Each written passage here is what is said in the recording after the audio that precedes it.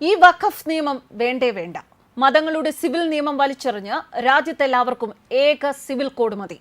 രാജ്യത്ത് BJP തകർപ്പൻ ഭൂരിപക്ഷത്തിൽ വീണ്ടും മിന്നുന്ന പ്രകടനം നടത്തിയപ്പോൾ ഇത് തന്നെയാണ് ജനങ്ങൾ പറയുന്നതും.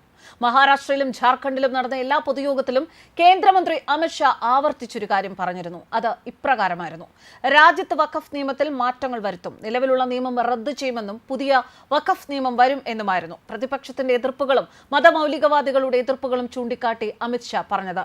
നിയമത്തിൽ വരുത്താൻ പോകുന്ന മാറ്റങ്ങൾ ഒരു ശക്തിക്കും തടയാനാവില്ല എന്നായിരുന്നു. പാർലമെന്റിൽ നടപ്പ് സമ്മേളനത്തിൽ തന്നെ പാസാക്കുമെന്നും ഒരു ശക്തിക്കും അതിനെതിരെ പ്രവർത്തിക്കാനാവുകയില്ല എന്നും അമിത് ഷാ പറഞ്ഞിരുന്നു. അതോടൊപ്പം തന്നെ ഏക സിവിൽ കോഡ് നടപ്പാക്കുമെന്നും രാജ്യത്ത് ഒരു നിയമം എല്ലാ പൗരന്മാർക്കും നടപ്പിൽ വരുത്തുമെന്നും ഒരു ശക്തിക്കും ഏക സിവിൽ കോഡിനെ തടയാൻ സാധിക്കുകയില്ല എന്നും പറഞ്ഞിരുന്നു. ഇത്തരത്തിൽ എവിടെയും ഏക സിവിൽ കോഡിനു വേണ്ടിയും പ്രവർത്തിക്കുമെന്ന് വിളിച്ചു പറഞ്ഞുകൊണ്ട് തന്നെയാണ് സംസാരിച്ചത്. തെരഞ്ഞെടുപ്പിൽ BJP ഉയർത്തിയ മുദ്രാവാക്യം ഏക സിവിൽ കോഡും വഖഫിനെ ഇല്ലാതാക്കും എന്നുള്ള പ്രഖ്യാപനങ്ങൾ കേൾക്കുക തന്നെ ചെയ്തു.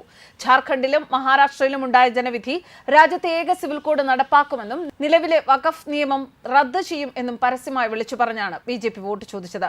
അതുകൊണ്ട് തന്നെ രാജ്യത്തെ ഈ BJP തരംഗത്തിനു പിന്നിൽ വഖഫ് നിയമത്തിനെതിരായിട്ടുള്ള ജനവിധിയാണ്. നിയമം നിലവിലുള്ളത് റദ്ദ് ചെയ്യുന്നതിന് കേന്ദ്ര സർക്കാരിന് കയ്യടിയാവുകയാണ്. പുതിയ ജനവിധി രാജ്യത്തെ ഏക സിവിൽ കോഡിന്റെ ആവശ്യകത അംഗീകരിക്കുന്നു. കാലങ്ങളായി BJP ഉയർത്തുന്ന മുദ്രാവാക്യമാണിത്. ഈ തെരഞ്ഞെടുപ്പിൽ രണ്ട് കാര്യങ്ങൾ ഉയർത്തിക്കാട്ടി BJP നടത്തിയ പ്രചരണം വീണ്ടും അനുകൂലമായി വന്നിരിക്കുകയാണ്. ഏക സിവിൽ കോഡിലേക്കാണ് BJPയുടെ അടുത്ത നീക്കമെന്ന് നിസ്സംശയം പറയാൻ സാധിക്കും. അതിനിടെ മഹാരാഷ്ട്രയിലെ ഏറ്റവും പുതിയ നില അനുസരിച്ച് കോൺഗ്രസ് സഖ്യം വീണ്ടും താഴേക്ക്. BJP സഖ്യം വീണ്ടും കുതിച്ച് സീറ്റിന്റെ നില 217 ഉറപ്പാക്കി. കോൺഗ്രസും 8ഓളം സഖ്യകക്ഷികൾക്കും കൂടി 50 സീറ്റുകൾ പോലും തികയ്ക്കാനായിട്ടില്ല. കോൺഗ്രസ് സഖ്യത്തിലെ കക്ഷികളിൽ പലർക്കും ഒറ്റയക്കം കടക്കാനായിട്ടില്ല എന്നതും പരാജയത്തിന്റെ ആഴം കൂട്ടുകയാണ്. കേരളത്തിൽ തിരഞ്ഞെടുപ്പ് നടന്ന എല്ലായിടത്തും BJPക്ക് തിരിച്ചടി. വയനാട്ടിൽ പ്രിയങ്ക ഗാന്ധി വൻ ഭൂരിപക്ഷത്തിലേക്ക്. പാലക്കാട് BJPക്ക് UDFനെ തളയ്ക്കാനായില്ല എന്ന് മാത്രമല്ല, കയ്യിലുണ്ടായിരുന്ന വോട്ട് പോലും പിടിക്കാനായില്ല. തോറ്റ് ഒടുവിൽ കഴിഞ്ഞ പാർലമെന്റിലും തോറ്റു നിൽക്കുന്ന കൃഷ്ണകുമാറിനെ സ്ഥാനാർത്ഥിയാക്കരുത് എന്നായിരുന്നു പാലക്കാട്ടെ BJPയിലെ നിരവധി നേതാക്കളുടെ ആവശ്യം. ശോഭാ സുരേന്ദ്രനായി വൻ മുറവിളിയും ഉണ്ടായി. ഇതുമായി ബന്ധപ്പെട്ട ഒറ്റ വഴക്കിലും മറ്റുമാണ് സന്ദീപ് വാര്യർ പിണങ്ങിയതും പിന്നീട് BJP വിട്ടതും.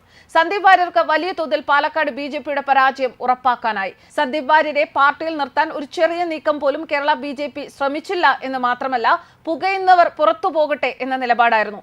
ഇത് ശോഭാ സുരേന്ദ്രനും ഒരു മുന്നറിയിപ്പും പാർട്ടിയുടെ ഭീഷണിയും തന്നെയായിരുന്നു. പാലക്കാട് BJP ഇരന്നു വാങ്ങിയ തോൽവിയെന്നും പറയുന്നു. ചേലക്കരയിൽ LDFും UDFും തമ്മിൽ വാശിയേറിയ മത്സരമാണ് നടക്കുന്നത്. രമ്യ ഹരിദാസ് മണ്ഡലം പിടിച്ചെടുക്കുമെന്ന് UDF വിശ്വസിക്കുമ്പോൾ UR പ്രദീപ് മണ്ഡലം നിലനിർത്തും എന്നാണ് LDF പറയുന്നത്. News desk കർമാനസ്.